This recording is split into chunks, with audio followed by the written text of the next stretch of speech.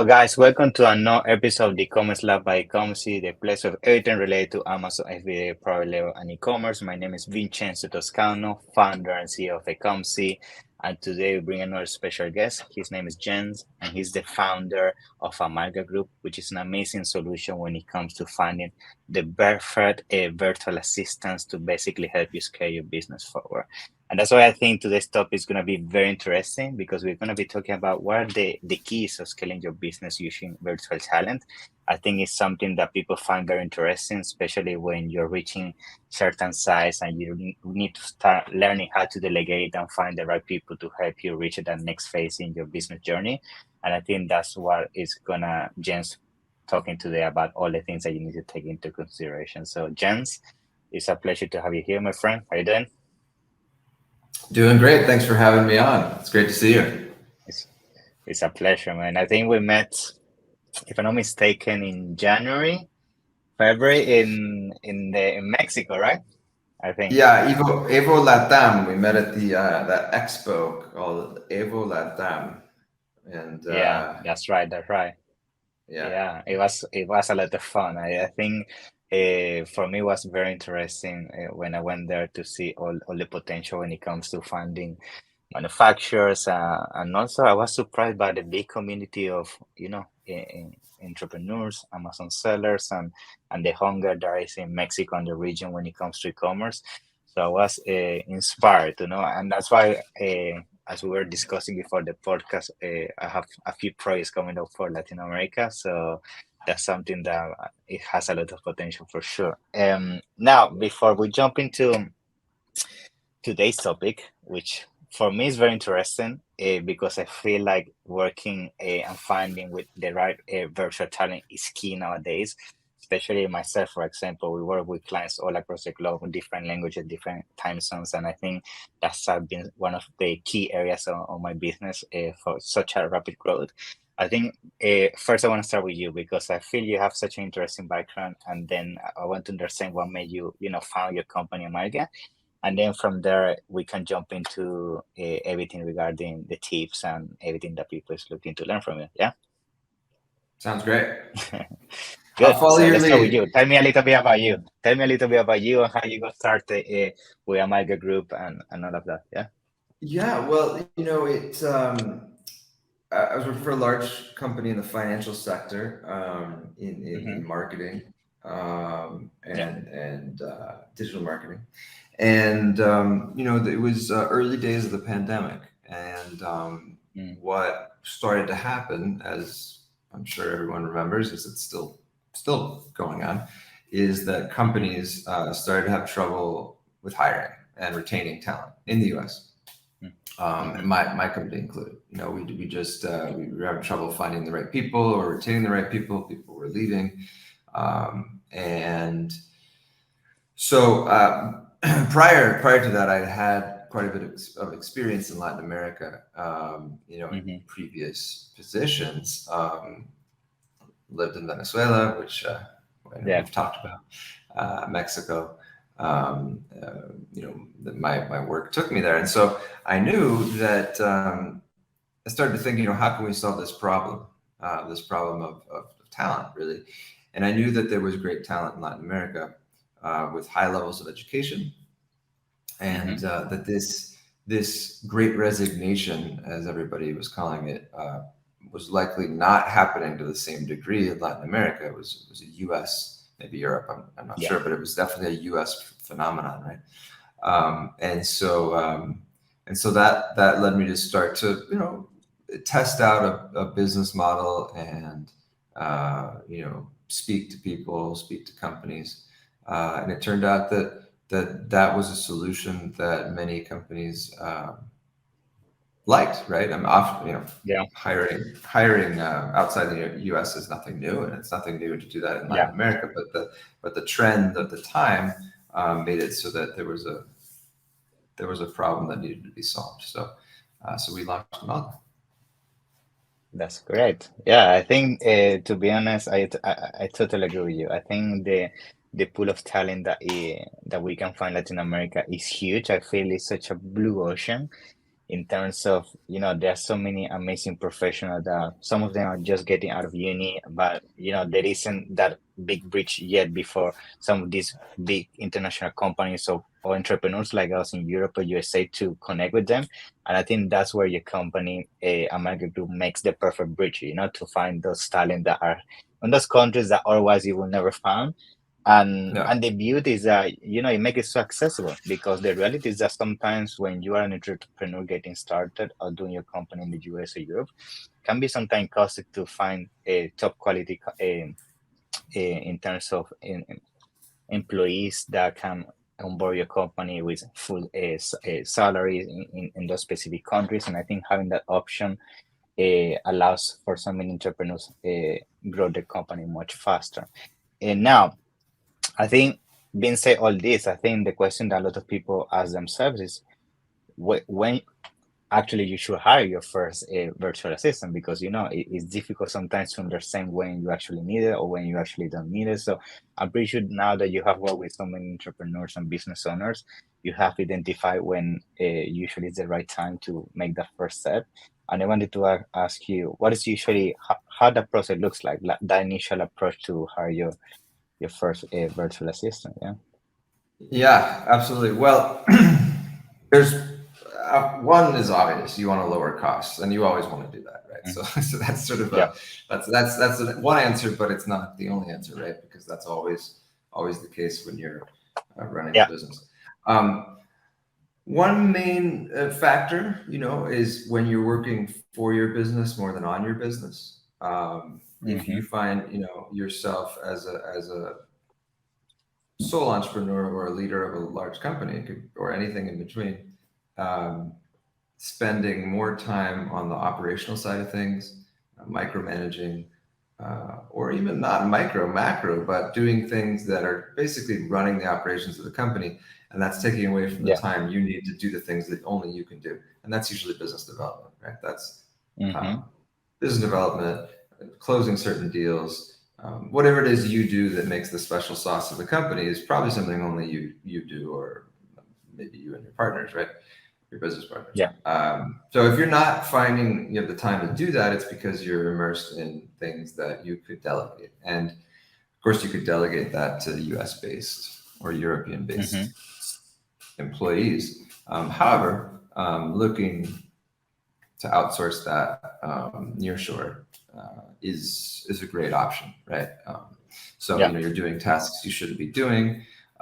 You need more Mm-hmm. time for the big thinking needed to grow your business, or you're just plain growing a lot, which is great, and you need help, right? So Yeah, any of you need those more people. factors, Yeah.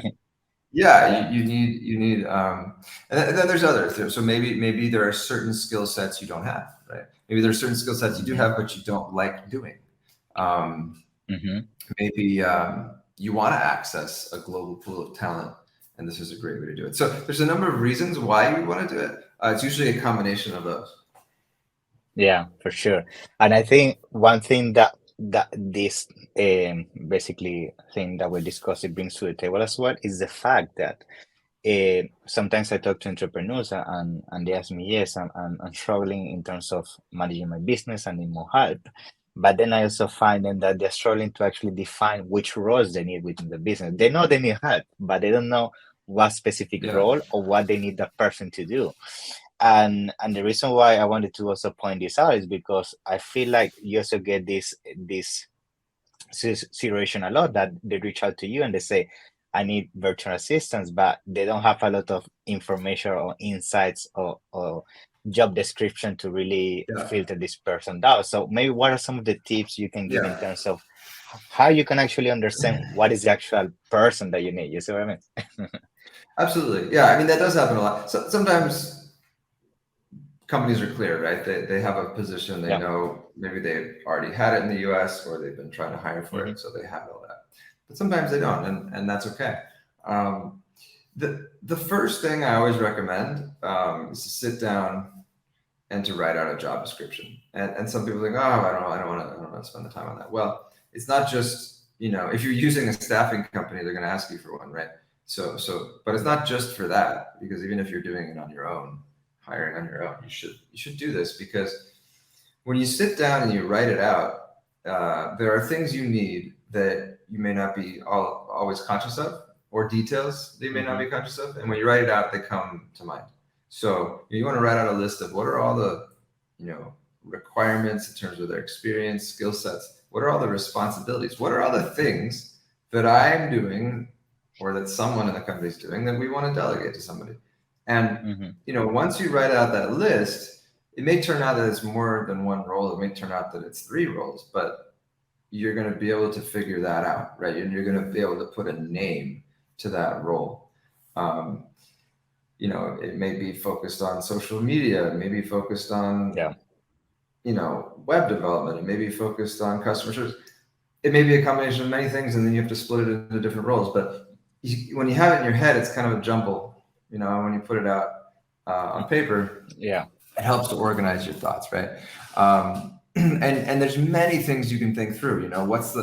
If you're hiring offshore or nearshore, well, what's the level of English you need?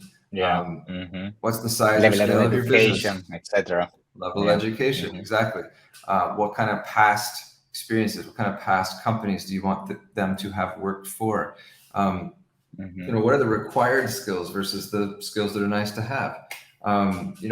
What are the if it's a technical position, how many years of Mm-hmm. experience do you need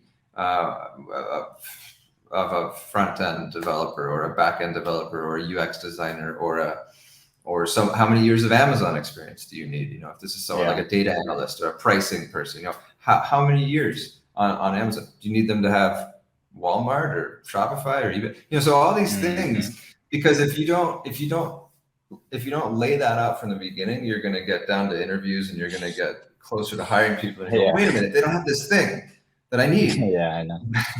But if you knew, Yeah, it if you, happens a if you lot. set it as a requirement from the beginning, so it makes it more efficient. Good, good.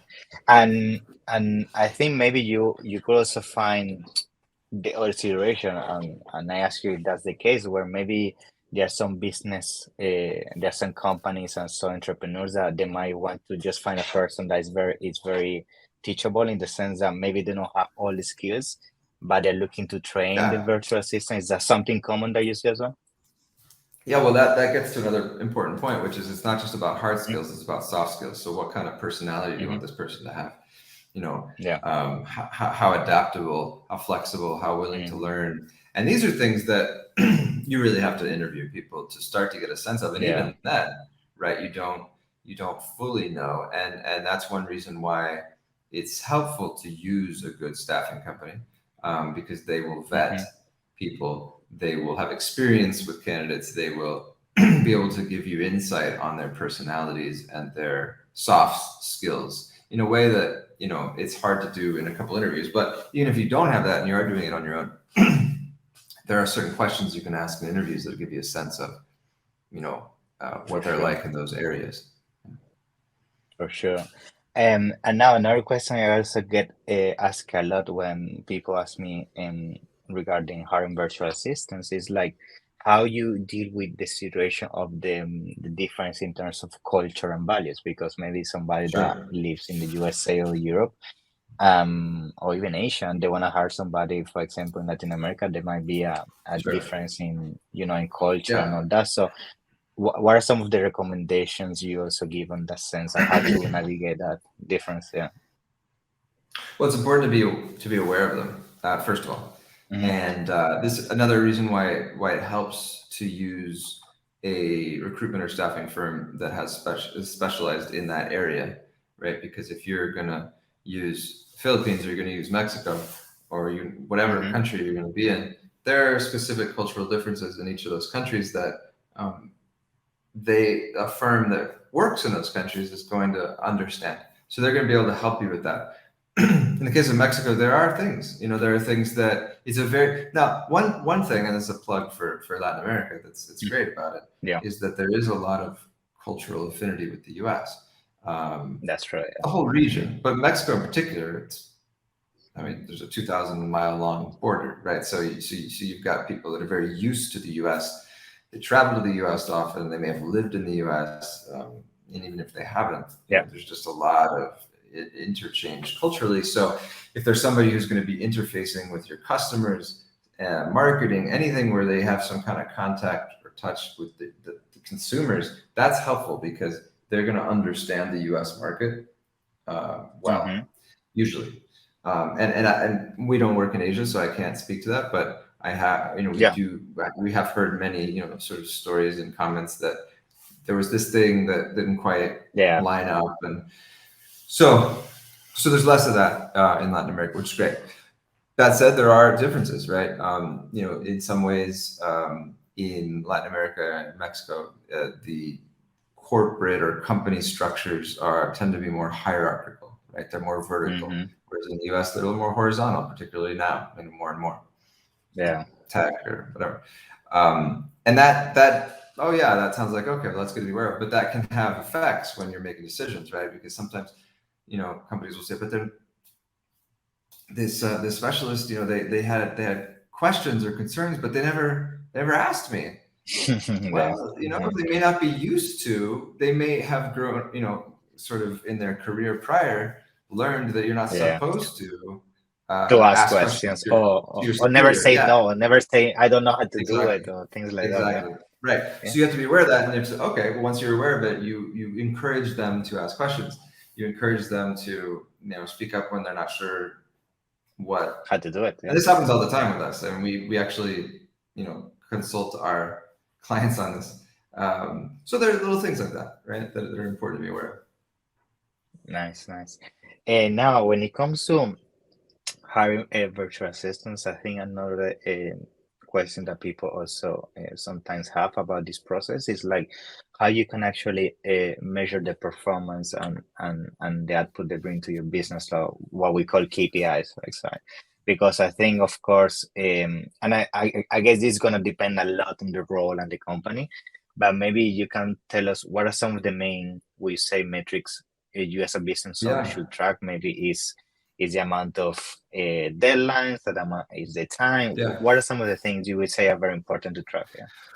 Well, the first answer, the most obvious answer, is to set KPIs, and I say, oh yeah, of course, but a lot of times it doesn't happen. So that's very important. Yeah. But actually, I would go a step before that, and talk about first, when you're training them, because that's where you set things on a good track or a not so good track. And what helps from the beginning is several things. Number one, put SOPs in place. If you don't already have them, create them.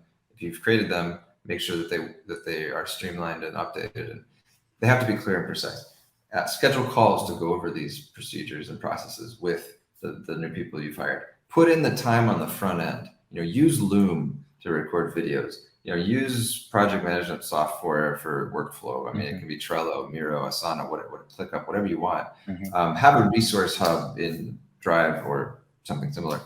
Have all this lined up, with links in your SOPs, so that the person has a guide to follow. Otherwise, they're either not going to ask you questions when they're not sure, or they're going to go ahead and make decisions that maybe aren't the best. You need to ensure that they're doing what you want them to do. And the time that you put on the front end ensures this. So it's not just the process, but then it's the follow-up calls to make sure that they don't have questions, make sure that they're doing things right. You got to put in that time to train them. Have a good communication platform, Slack, whatever it may be. Tell them that you want responsive communication. So all of that has to happen on the front end. And then set your KPIs. Now, this is easy to overlook, but without measurement, you don't really know if they are who's doing what. And you also don't know if they're meeting your expectations, right? So it's more subjective. It's like, oh, I feel like they are, but do you know that they are? And so, what metrics to set? Well, it really depends on what they're doing, right? I mean, if they're a social media manager, well, it's about traffic and engagement, conversion, things like that. If they're sales, well, it has to do with if they're BDR, SDR, revenue, how many, and how many new leads, how many leads have been converted, and ultimately revenue, right? If they're managing an Amazon platform, well, it's keywords being optimized, listing being optimized, revenue ultimately, all of that, no errors in processing orders, customer service, customer service inquiries per day. I mean, it really depends, right? But whatever the key is, whatever it is that they're doing, you have to make it measurable. figure out what it is that you would want in terms of their output Mm-hmm. to make this a successful hire. Set that as a KPI, and then after Go however from much there. time you want to Rinse and dedicate, you repeat. measure it out. Yeah, you give the feedback, and then you evaluate. Right? Yeah, I think as well something that may happen a lot is that you sometimes when you're growing your business, you might say, okay, yes, I need a social media manager, for example. But because you have never really done that role yourself in your business, or you have never really had the position, you don't know how success look like on that position. And I Yeah. think that's where I feel maybe there is that difficulty of setting KPIs or goals because Well, you don't that's really know true. what you want. Yes, sir. That's true. But it's also important to recognize from the beginning that if that's the case, so there's one scenario where you've already had this role in your company and maybe you want to move Hmm. it offshore now, nearshore, then you have a pretty good sense, right? If it's a new role, then you have to recognize from the beginning that it's a learning process for you. So you're not going to know from the outset everything that you need, all the KPIs and how you want it to be, because you've never done it before. So you're going to learn, right? So you have to be flexible. You have to reevaluate. So after a month, you're going to go back and look at, okay, well, maybe that KPI was too ambitious. I got to scale that back. Maybe this one was not ambitious enough. They could do more. But whatever it is, you're going to have to recalibrate, and that's okay. Like, you're learning.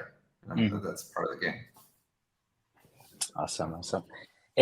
Now, another thing that I also find very interesting when it comes to working with virtual assistants as well is that there's sometimes also that concern and worry that what happened to all my information that I might give to them, my documentation, all that. I bet you also get these kind of questions, and I want to ask you what are some also techniques or strategies you could recommend to basically make sure you are as protected as possible when it comes to opening the doors to your house. You open the doors to these people that's overseas to your company, and they get access to and again, it actually even happens when you have people in your office, so it always going to happen, but it's Yeah. just about how you create process Yeah. to control this, what they get access to, who they share this information to, and all of that.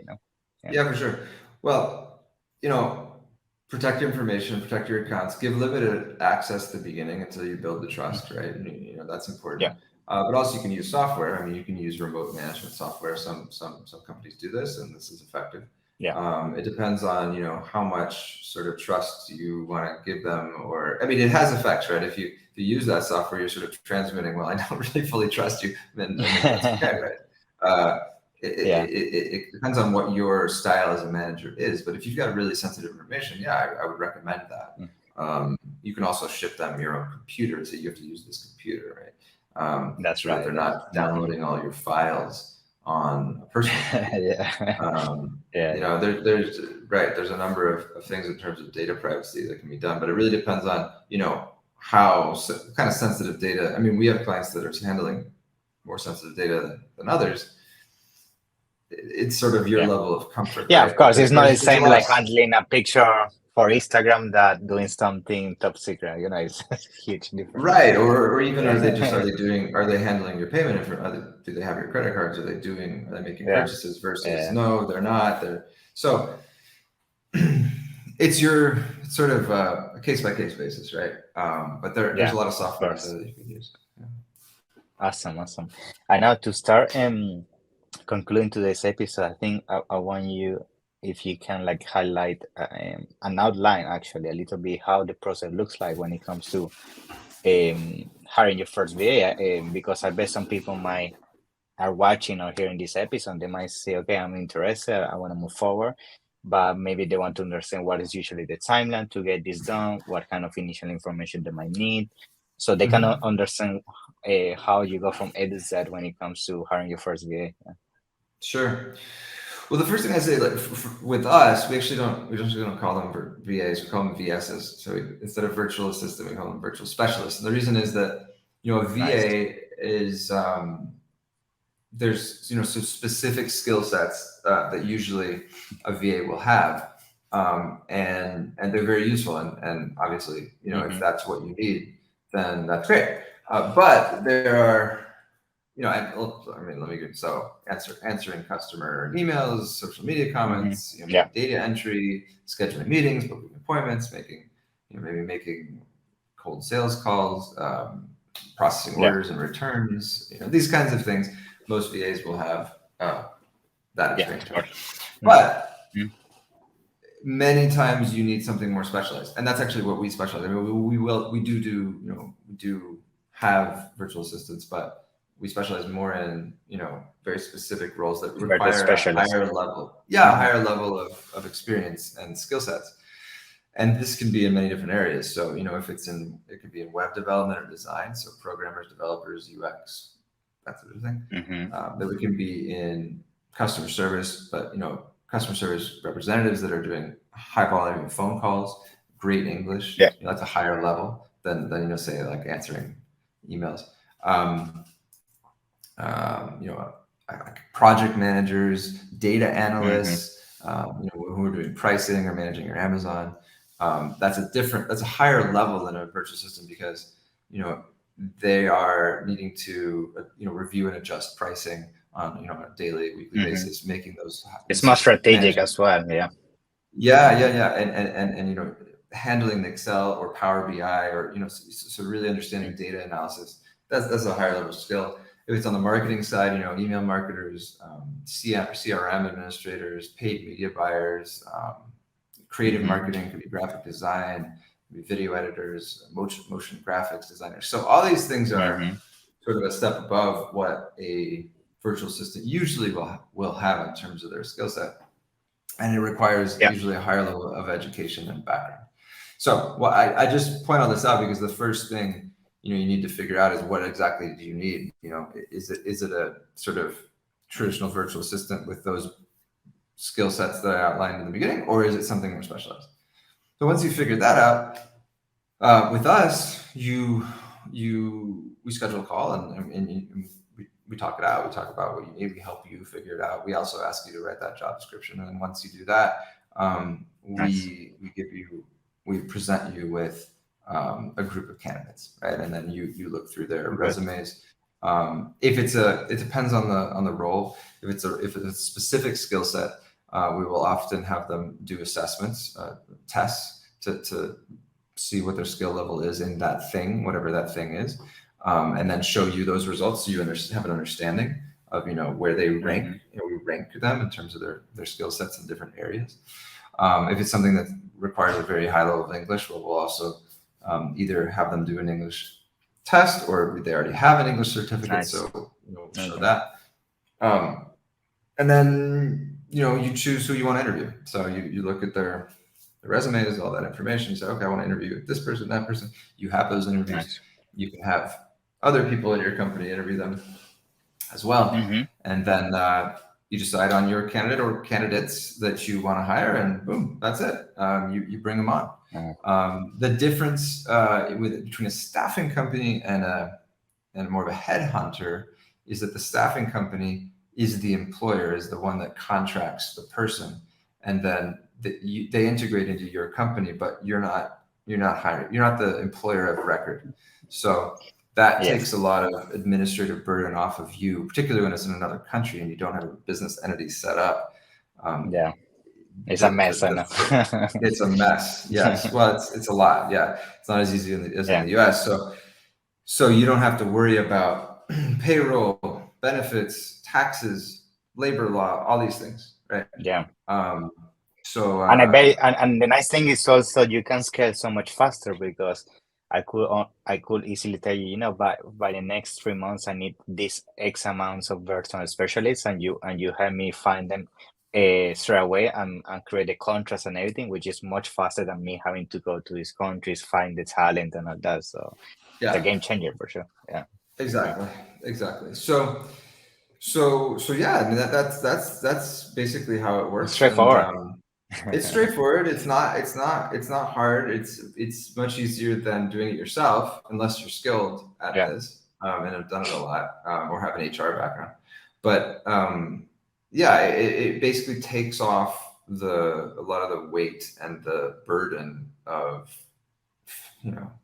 finding the people, trying to vet them, trying to understand if they're good or not. Right. making the I ultimate know. decisions. You have somebody that you can, bounce things off of, who's a sort of more of an expert in the field, and help you make good decisions. Then that said, you can also, if it doesn't work out for some reason, you can replace them, right? It's easy to scale Yeah. up or down, make a replacement. Much easier than if you're hiring an employee in the US, which Mm, takes time yeah. to onboard, offboard, all of that takes a Yeah. while in the US, and it's costly. It's Yeah. easier in this case. So Awesome. Yeah. Thank you very much, Jen. So yeah, I think to be honest, we discussed so many interesting things today, and I bet a lot of people are going to find so much value out of this. I feel this topic of, hiring your virtual specialists, as you call them, is very interesting. And I feel it's something that more and more people are embracing because, there's so much talent and the flexibility that this gives you as a business owner to scale your company even faster now. It's a game changer. And with company like yours, with a market group, it's a no-brainer. It's just a matter of finding first the job description of the roles that you need, giving them to you, and yeah, that's it, right? yeah. At the end of the That's good. day, I mean, it's all designed at making your business grow and be more successful. Right? That's the whole point. So Yeah, for sure. we Nice. So, yeah. yeah, I just wanted to ask you if you can share with us, like, where people can find you and all that, because I bet some people might want to reach out and explore this service further. Yeah. Yeah, absolutely. So amalgagroup.com is our website. It's AMALGA Hmm. group.com. The word, just so you know, so why amalga, it comes from the word amalgamate, or amalgamar in Mm, Spanish, which means to I unite. see. And so we have a broader mission to unite the US and Latin America more. Um, Love it. Obviously there's a lot of cultural ties, but there's a lot of work to Yes. do, right? And so we're about bringing good job opportunities to the region, and taking good talent in the region, and helping the US, or Canadian also, companies with better talent. So it's more of an effort to unite the two. So that's why Amalga. So amalgagroup.com, or you can email us at info@amalgagroup.com, and we'll Nice. get your query either way. There's a contact Awesome, form on the James. website, and then there's also the email. Good. I'm gonna make sure to put all this in the description notes so you guys can find it. And Great. you can reach out to Jen so he can help you scale your business by using this amazing virtual specialist. Yeah, we're happy to have Yeah, schedule a consult with anybody, just to chat nice. about if you're not sure, what you may need, what help you figure out if you need, if you don't, what would it be. Happy to do that, with no obligations. We don't No charge ties anything attached. upfront. Yeah, no, Good, exactly, Jen. exactly. Great, Jen. So it's a pleasure. Appreciate your time and looking forward to having the next one. Yeah. Thank you very much. Yeah, thanks for having me on. It's a pleasure. Bye bye.